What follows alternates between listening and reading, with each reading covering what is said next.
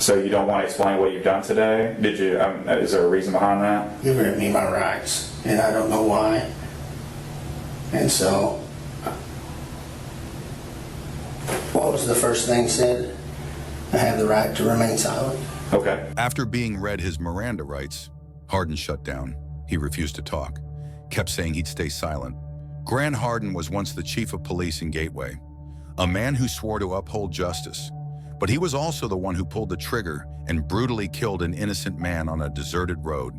From that moment, the name Devil in the Ozarks was born, a chilling reminder of his cold-blooded crime. Was it the tragedy of a personality rotting from the inside, or just one wild, uncontrollable moment that destroyed everything? Still, the biggest question haunts this land. What was the real motive behind the brutal acts of the devil in the Ozarks? Now let's dive into today's case. Grant Hardin, 48, was once the police chief of Gateway, Arkansas. On the surface, he was a family man, married to Linda, with a 16-year-old daughter, but his private life barely known. In February 2017, Hardin was convicted of shooting and killing James Appleton, 59, back in October. Appleton worked for Gateway's water department. His sister, Cheryl Tillman, went on to become Gateway's mayor, and his brother-in-law, Andrew Tillman, was mayor during the crime. Here's the irony: Hardin spent years in law enforcement, but never steadily. His career, it was a mess. Before being branded a murderer, Hardin wore badges in several small towns across northwest Arkansas, a past so troubled. Even his former colleagues shake their heads in disbelief. Former Eureka Springs police chief Earl Hyatt said it straight. He didn't need to be a police officer at all. Grant Hardin was born in Bentonville and had lived in Garfield and Pea Ridge, despite having a criminal record that involved violent offenses. Hardin was still hired multiple times by various law enforcement agencies throughout Arkansas, according to former Eureka Springs police chief Earl Hyatt. He had been hired by Fayetteville PD and went into their field training program. Didn't make it through the field training program, and they separated him, and he went to work for Huntsville PD. He left Huntsville PD. Hardin went on to apply to the Eureka Springs Police Department ESPD in July 1993.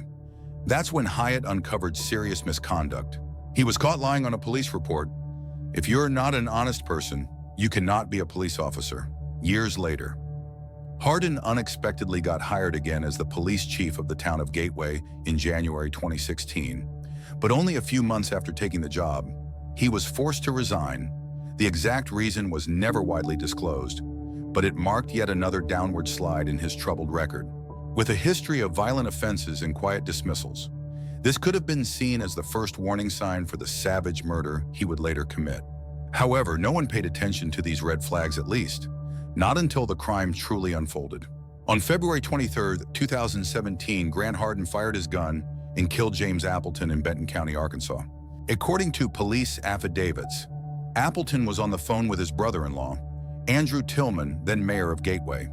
During the call, Appleton pulled over to the roadside to continue talking.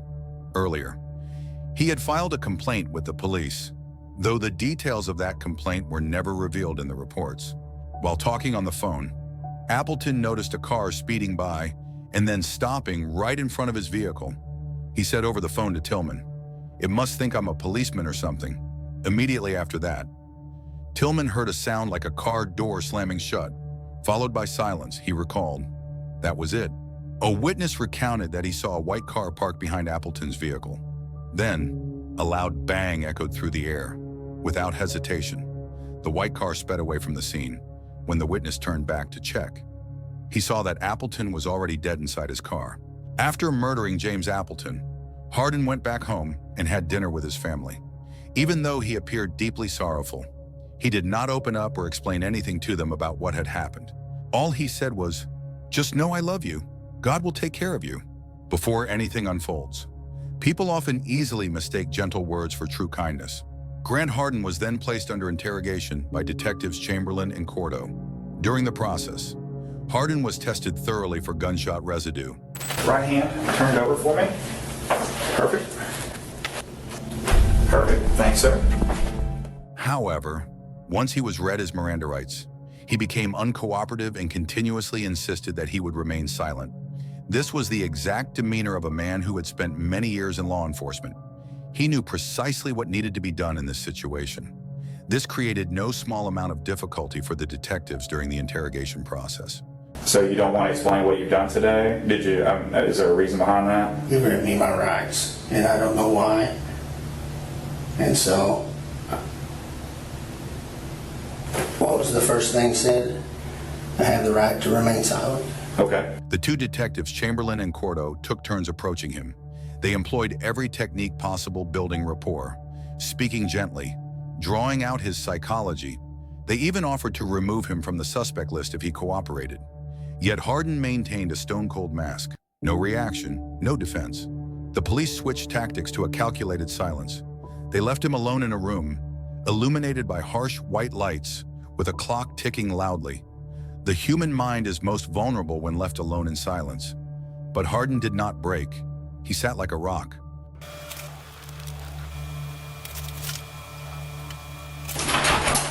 Throughout the entire interrogation, Hardin repeatedly refused to talk about the events on the day of the murder. When asked, "If you're innocent, why don't you explain yourself?" he still remained silent. To criminal profilers and investigators, this was a red flag. An innocent person's first instinct is to defend themselves. But Hardin chose instead to say not a single word. Nature, so. Do you want some more water? No, I'm good. Are you sure? Yeah, thank you though. No, you're welcome. Well, let me go check on their process. I'll come chit chat more. I don't have nothing else to do, so. Well, thank you. Are you okay with that? Yeah, that's fine. All right, I'll be right back. Just I apologize ahead of time that Hey, I no. do this silent. No, I enjoy I mean- talking to you. Hey, it's okay. Right to remain silent. You don't have to explain it. I get it. I enjoy talking, so I'll be back. His wife and daughter were allowed a brief visit during this time. Afterwards, they left quietly during the night.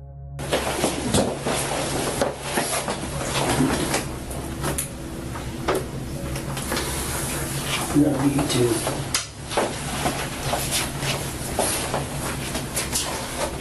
Everything will be okay. All right. I'll be back in a few minutes. Thank you. This was considered a clever psychological tactic in that moment. If anything could shatter a man, it would be the eyes of his loved ones. But Hardin did not break. His wife and child left in the night, and he remained seated there silent, unshaken, after many hours without any progress. Hardin requested a lawyer. At that moment, the interrogation came to an end. No confession was ever made. It was not until the trial that he finally confessed to his crime and accepted a 30-year prison sentence. Throughout the process, no motive was ever provided for the murder. What came as a shocking surprise was that Hardin's DNA, collected as part of his status as a convicted felon, connected him to a cold case that had remained unresolved for 2 decades, the rape of Amy Harrison, a schoolteacher, in November 1997. Back then, the police suspected that the rapist was someone with law enforcement training, but lacked sufficient evidence at the crime scene to make an arrest. At first, Hardin pleaded not guilty to the rape charges. Later, however, he changed his plea to guilty in order to avoid a life sentence. He was sentenced to 25 years for 2 counts of rape. His 50-year sentence for these rape convictions will be served concurrently with the 30 years he received for murder. He will be eligible for parole after serving 21 years. Despite the evidence against him and his own confession, Linda Hardin is said to still believe her husband's innocence in both cases. On the other hand, for the Appleton family, the death was more than just a loss. It was a shock without explanation. Accompanying that was a deep, unrelenting rage. Not anything that anyone around here has ever dealt with, I don't believe.